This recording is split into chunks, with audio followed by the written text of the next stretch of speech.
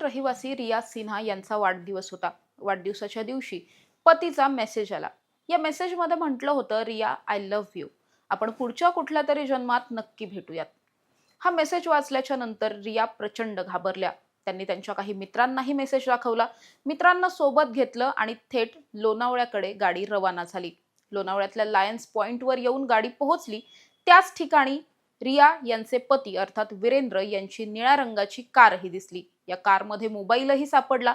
या मोबाईलमध्ये काही शेवटचे मेसेज, व्हिडिओ, काही पुरावे सुद्धा सापडले आणि याच कारला इथे पार्क करून वीरेंद्र यांनी लायन्स पॉइंट वरून 250 फूट खोल दरीमध्ये आत्महत्या केली होती, हे सत्य सुद्धा समजलं।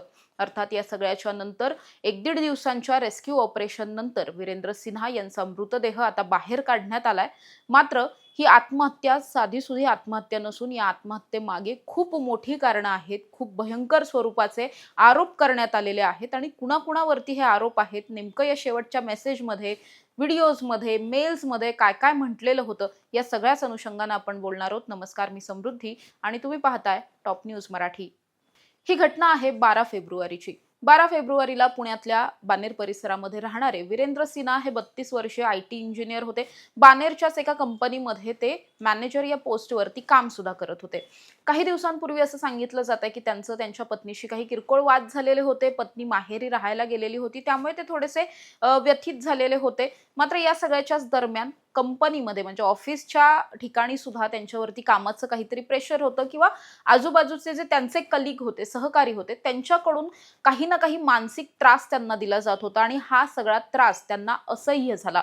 त्यामुळे 12 तारखेला जेव्हा त्यांच्या पत्नीचा खरं तर वाढदिवस होता, पत्नीच्या वाढदिवसाच्या दिवशीच त्यांनी पत्नीला हा शेवटचा मेसेज केला, ज्यामध्ये रिया आय लव्ह यू, आपण पुढच्या जन्मी कधी ना कधी भेटूयात वगैरे अशा आशयाचा हा मेसेज होता।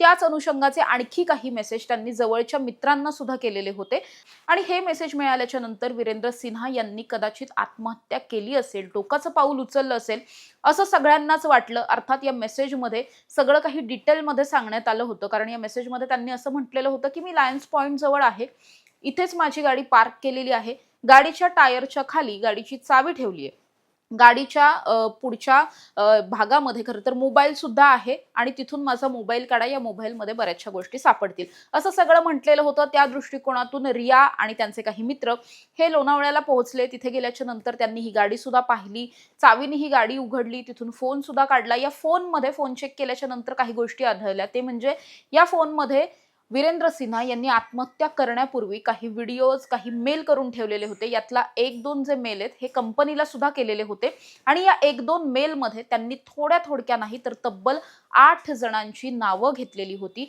या 8 व्यक्तींकडून आपल्याला कशा पद्धतीने त्रास दिला जातोय, आपल्याला जगू दिलं जात नाहीये, असं सगळं उल्लेख या मेलमध्ये होता आणि हे मेल कंपनीला पाठवून त्यानंतर काही मित्रांना आणि आपल्या पत्नीला वेगवेगळ्या स्वरूपाचे मेसेज पाठवून वीरेंद्र सिन्हा यांनी लायन्स पॉइंट वरून खाली उडी मारली आणि या सगळ्यामध्ये त्यांचा मृत्यू सुद्धा झाला।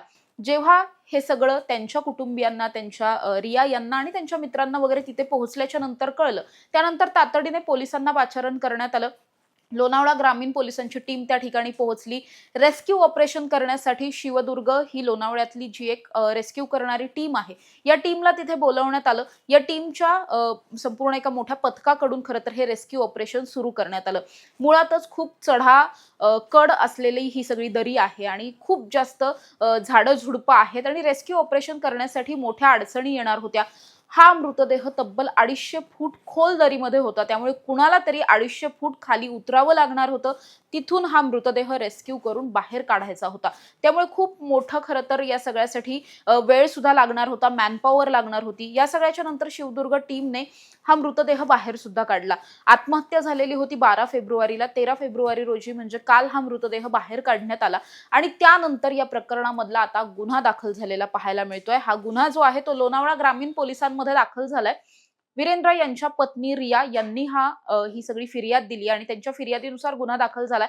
यामध्ये ऑफिसमध्ये काम करणाऱ्या 8 लोकांची नावं आहेत। या 8 लोकांनी कशा पद्धतीने त्यांना त्रास दिलेला होता आणि त्यामुळे त्यांनी आत्महत्या कशा पद्धतीने केली, हे सगळं या मेलमध्ये म्हटलेलं आहे किंवा या फिर्यादीमध्ये सुद्धा तशाच पद्धतीचा सगळा आशय असलेला पाहायला मिळतोय। त्यामुळे आता लोणावळा ग्रामीण पोलिसांनी या 8ही जणांविरोधात गुन्हा दाखल केलाय.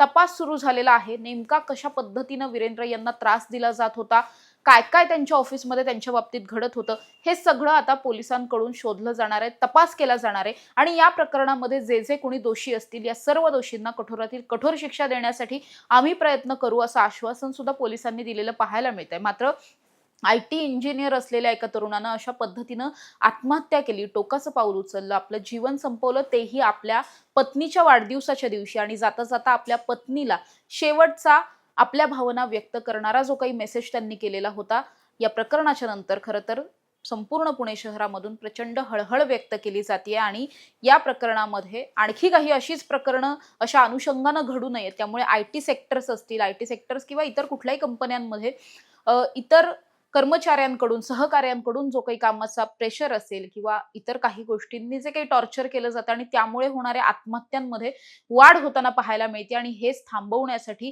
तातडीनं अशा पद्धतीच्या घटनांवरती आळा घालणं गरजेचं आहे, अशी मागणी सुद्धा केली जाते. दुसरीकडे लायन्स पॉइंट असेल, टायगर पॉइंट असेल, लोणावळ्यातील हे जे सगळ्या दऱ्या वगैरे आहेत, या ठिकाणी सातत्यानं आत्महत्या होण्याची प्रकरणं जी आहेत ती वाढलेली आहेत. याच एका पर्टिक्युलर ठिकाणावरून ही गेल्या 1-1.5 महिन्यातली तिसरी आत्महत्या आहे. त्यामुळे या परिसरामध्ये तरी आत्महत्या रोखण्यासाठी काहीतरी उपाययोजना असायला हवी किंवा कडे मोठे असायला हवेत, रेलिंग्स केले जावेत, अशा अनेक मागण्या ज्या आहेत त्या केलेल्या पाहायला मिळतात. अर्थात या सगळ्याच्या अनुषंगानं नेमक्या कोणकोणत्या उपाययोजना होतात आणि या प्रकरणामधल्या आरोपींना कोणती शिक्षा होते हे पाहणं महत्त्वाचं असणार आहे. अशा ताज्या आणि महत्त्वाच्या बातम्यांसाठी तुम्ही पाहत राहा टॉप न्यूज मराठी. आपला महाराष्ट्र, आपली बातमी. तुमची car, electric panel, data server आगीपासून सुरक्षित आहे का?